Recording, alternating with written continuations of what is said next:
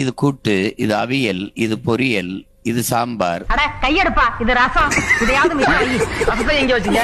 விஷத்தை அங்க வச்சிருக்கணும், தவறி போய் ரசத்தை அங்க வச்சுட்டா. கிறிஸ்தவத்தினுடைய ஏஜென்ட் சீமான், அப்படி ரெண்டு விதமான விமர்சனம். அது நீங்க அப்புறம் இஸ்லாமிய கைக்கூலியை விட்டுட்டீங்க, திராவிடர்கள் வந்து RSS கைக்கூலியை விட்டுட்டீங்க. ஏன் உனக்கு ரொம்ப கவலையா இருக்கா?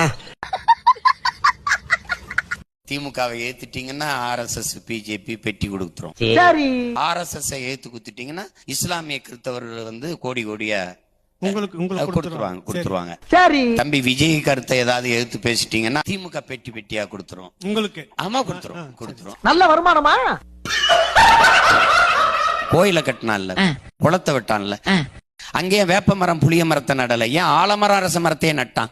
ஆலமரம் அரச மரம் மட்டும்தான் 24 மணி நேரமும் மூச்சு காற்ற உயிர் காற்ற வெளியிடுது, ஆக்சிஜனை வெளியிடுது. ஆச்சரியக்குறி.